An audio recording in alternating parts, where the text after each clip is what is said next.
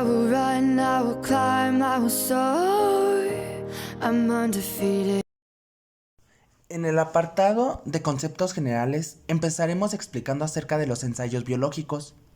Los ensayos biológicos son herramientas de diagnóstico adecuadas para poder determinar el efecto de agentes físicos y químicos sobre organismos de prueba bajo algunas condiciones experimentales específicas y controladas. Estos efectos pueden ser tanto de inhibición como de magnificación.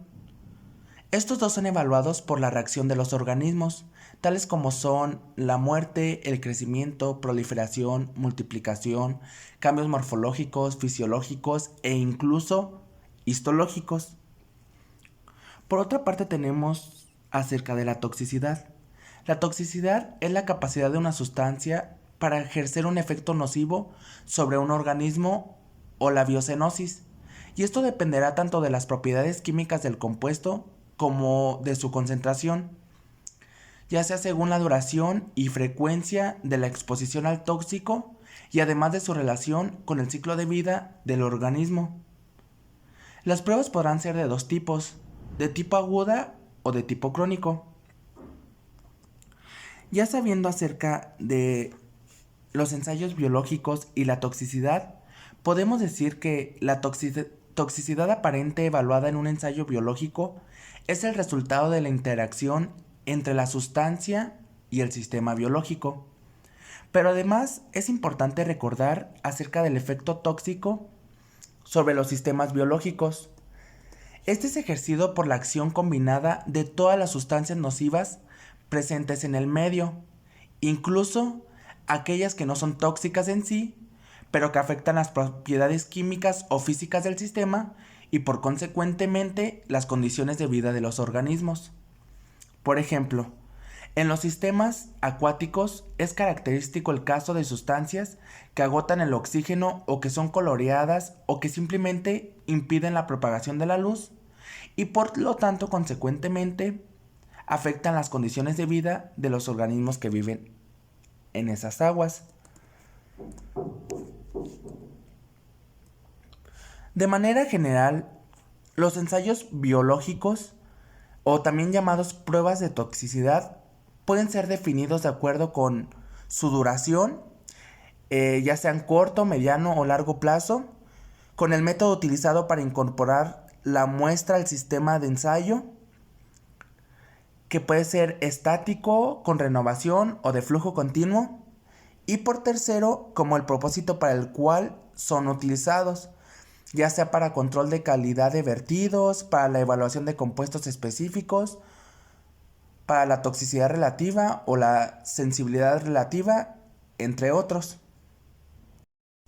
Por otra parte, hablemos con el tema relacionado con la aplicación de los ensayos de toxicidad al diagnóstico ambiental de efectos biológicos y algunas definiciones relacionadas con este tema como lo son la ecotoxicología. La ecotoxicología es la rama de la ciencia definida por Butler en 1978. Este estudia y analiza los efectos de agentes químicos y físicos sobre organismos vivos, con una particular atención a poblaciones y comunidades de ecosistemas. Por otra parte, tenemos la ecotoxicología aplicada. Esta tiene como objetivo el desarrollo de protocolos de ensayo para poderlos utilizar como herramientas de predicción tempranas que permitan definir umbrales permisibles con niveles de incertidumbre aceptables y ayuden a guiar a las entidades reguladoras para la toma de decisiones. Por otra parte, tenemos acerca de la evaluación de riesgo ecológico.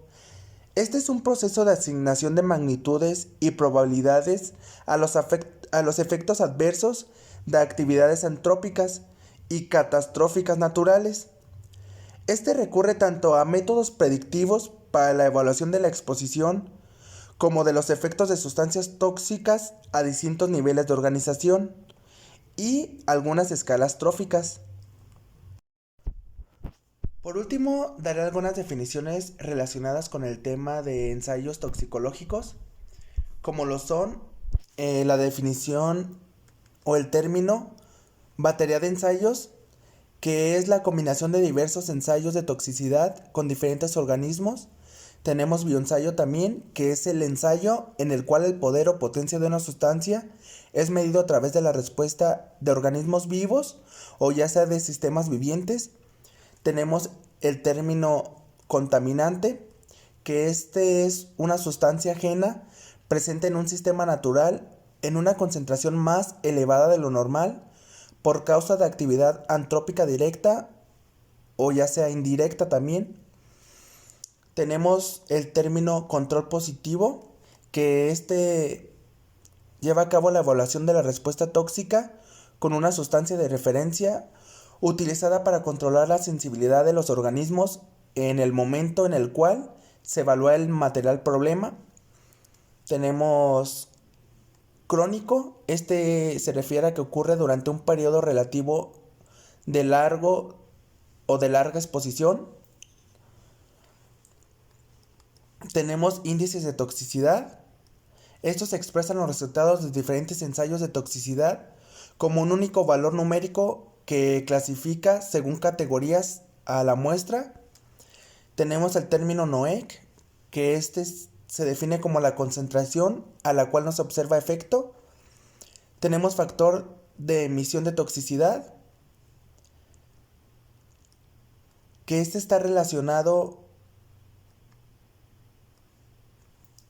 con la determinación del efecto de un material o mezcla sobre un grupo de organismos seleccionados bajo condiciones definidas. Tenemos el término agudo. Este quiere decir que ocurre dentro de un periodo corto en relación con el periodo de vida del organismo de ensayo. Como penúltimo tenemos el término LOEC, que se refiere a la concentración más baja a la cual se observa el efecto. Y por último tenemos el término relacionado con protocolo. Protocolo es un conjunto de procedimientos explícitos para un ensayo o experimento, de acuerdo con lo establecido entre las partes y descrito en un documento.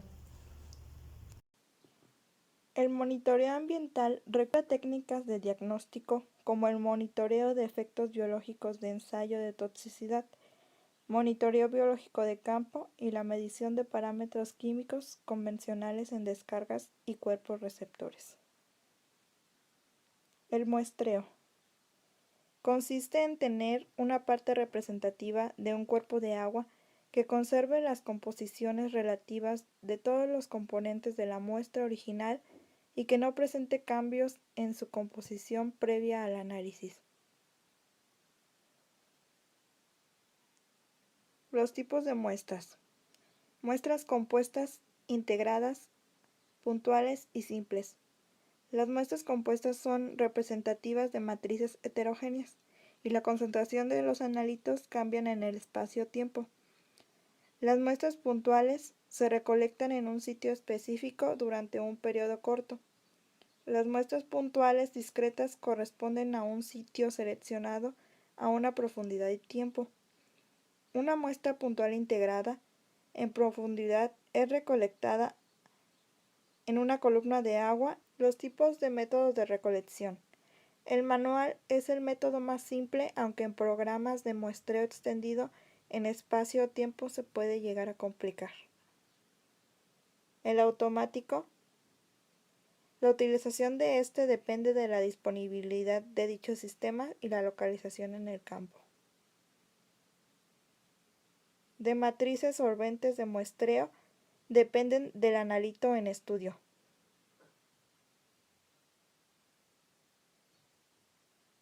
La obtención de muestras, el traslado y conservación. Es un aspecto importante para los ensayos biológicos. Si se toman varias muestras en distintos lugares, se pueden combinar y dividirse en submuestras, considerando que las submuestras tengan homogeneidad con técnicas de mezclado y agitación. El volumen, forma y material de los recipientes de recolección de la muestra dependerá de la naturaleza, el número de réplicas, de su número a utilizar y de las características de almacenamiento. El material de los envases debe ser inerte, fácil de lavar, resistente al calor y congelamiento, por ejemplo, el vidrio, el polivinilo, el polietileno. Al traslado, las muestras deben estar protegidas de roturas y de la temperatura. Se deben etiquetar con marcadores a prueba de agua. El almacenamiento de las muestras. La norma ISO de la calidad del agua recomienda considerar la duración del periodo de almacenamiento y la eficiencia de los modos de conservación, así como los aspectos de la naturaleza de la muestra y su actividad biológica. Ya recolectadas las muestras, deben ser procesadas sin demorar para evitar cambios en las composiciones. El tiempo máximo de almacenamiento es de 12 horas a 25 grados centígrados. Si se desea preservar la muestra, se recomienda enfriar o congelar. El acondicionamiento de las muestras. Si el ensayo presenta material que dañe la composición, se recomienda dejar sedimentar la muestra o efectuar una filtración para separar las partículas grandes. El ajuste de pH está determinado por el objetivo del ensayo. Este ajuste se realiza entre 6 y 9. Si tiene pH extremo, se utilizarán neutralizadores si no modifica física o químicamente la muestra. Concentración. Algunas alternativas de concentración son sistemas de extracción líquido-líquido con solventes orgánicos o la extracción en fase sólida favorece la absorción de sustancias hidrofóbicas. La evaporación, oleofilización o la ultrafiltración pueden presentar limitaciones. La eliminación de cloro.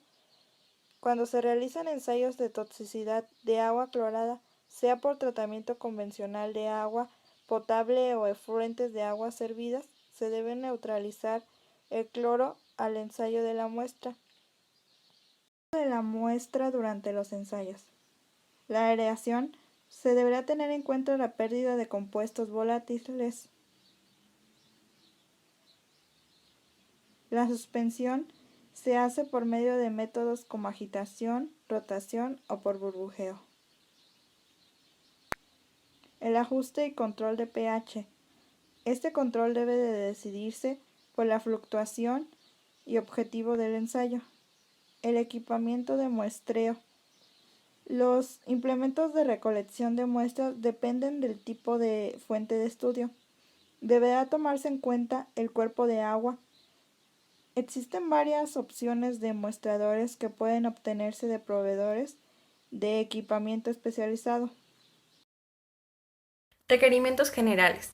El laboratorio para ensayos biológicos deberá contar con equipamiento apropiado para realizar este tipo de pruebas en particular. Ello implica que además del equipamiento técnico, el laboratorio debe contar con infraestructura tal como cuartos de preparación y almacenamiento de materiales y provisión de servicios, tales como electricidad, gas, agua, filtrado de emisiones, ventilación, temperatura ambiente controlada, estos necesarios para cumplir los requerimientos de los ensayos a realizar. En particular, la zona para el cultivo y mantenimiento de los organismos debe estar separada del área para preparación y conducción de las pruebas de toxicidad. Selección de especies de prueba.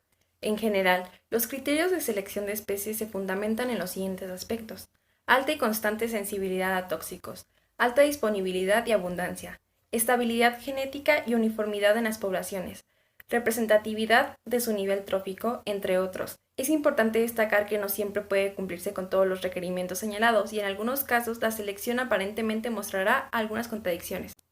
Dentro de los suministros básicos se encuentran principalmente el material de laboratorio, tales como acuarios, recipientes para crianza, material de vidrio, pipetas volumétricas, cápsulas de Petri, recipientes para almacenamiento de soluciones, mecheros, gravillas para tubos, elementos para pesar, papel filtro, filtros con tamiz de malla para separación de organismos, gasa, algodón, pinzas, toallas de papel, etc.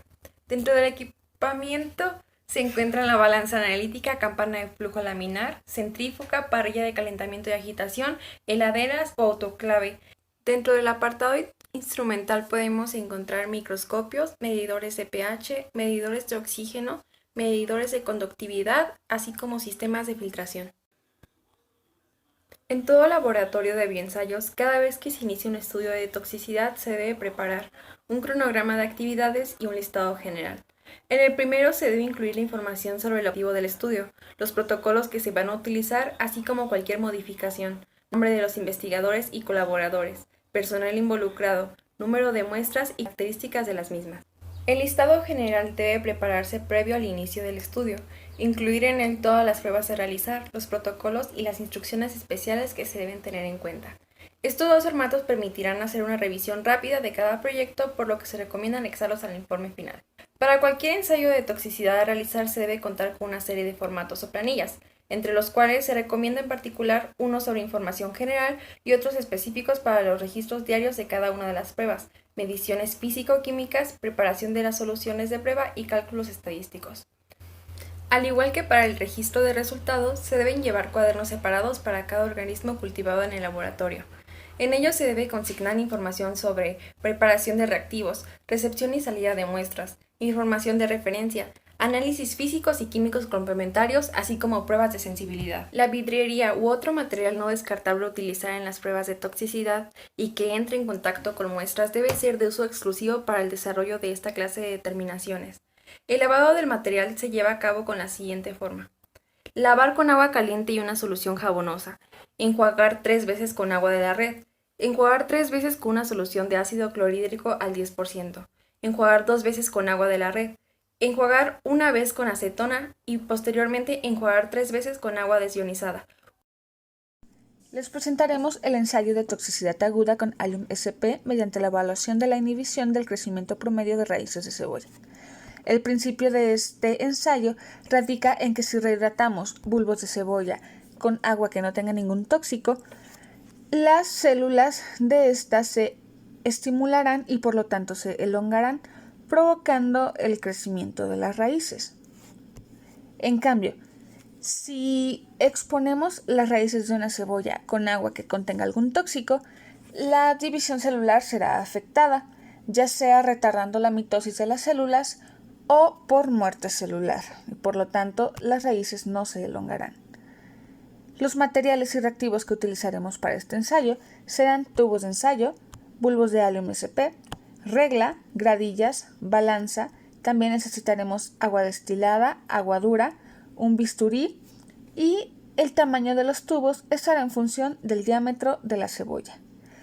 Esto porque la cebolla será colocada en la boca del tubo y debe quedar de tal manera que solo se rehidrate el anillo radicular. Para cuidar el control de calidad de nuestro ensayo, debemos cuidar que nuestro material esté calibrado, como por ejemplo el material volumétrico y la balanza para medir los reactivos. Para preparar el medio, vamos a necesitar esta cantidad de reactivos para disolverlos en 1 litro de agua destilada o de agua dura. Como podemos ver aquí, podemos preparar nuestro medio con agua dura o agua destilada, cualquiera de los dos.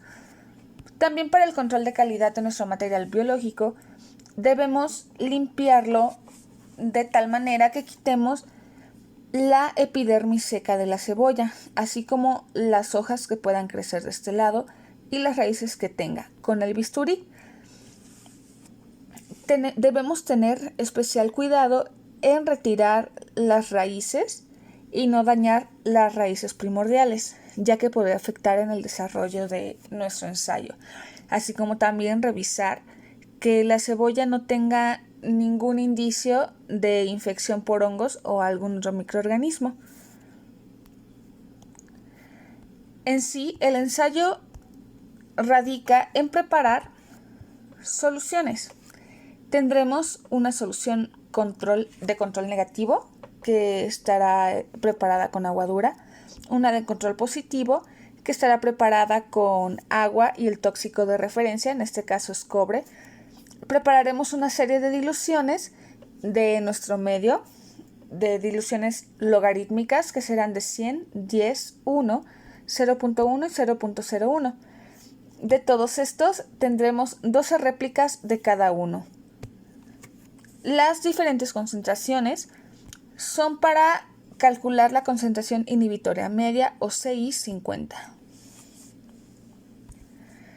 Como ya dijimos, los bulbos deben estar limpios y el llenado de los tubos debe ser completo, para que así el área radicular del bulbo quede sumergida en el medio. Las condiciones de incubación serán a 20 grados con luz indirecta y por 72 horas, y es importante recalcar que debemos restablecer el volumen de nuestros tubos, ya que puede haber pérdida de líquido por evaporación o por absorción. Después de pasadas las 72 horas, vamos a continuar con la expresión de nuestros resultados. Para esto vamos a medir la longitud promedio de las raíces. Esto se hace poniendo nuestra regla a un lado de los tubos, de cada tubo, y se debe medir la incidencia promedio de las raíces que estén más cortas. Y después mediremos la incidencia promedio de las raíces más largas. Y de aquí sacaremos el punto medio del crecimiento de raíces. Estas mediciones se harán con 10 tubos. Si recordamos, se pidieron 12 réplicas para este ensayo, pero descartaremos los 2 tubos que estén en los extremos, que tengan valores extremos, y solo nos quedaremos con 10. Después de haber medido la longitud promedio de las raíces, continuamos a calcular el porcentaje de efecto de inhibición, y esto se hace con esta formulita, que es la longitud del control menos la longitud de la muestra multiplicado por 100, y esto lo dividimos entre la longitud del control. Esto se hará con cada uno de los tubos, y después los resultados los vertiremos en una gráfica para tener la concentración en función del porcentaje de inhibición, y después poder sacar el CI50 con estas herramientas, que son el Probit, el Spearman y Carver, cualquiera de esas dos.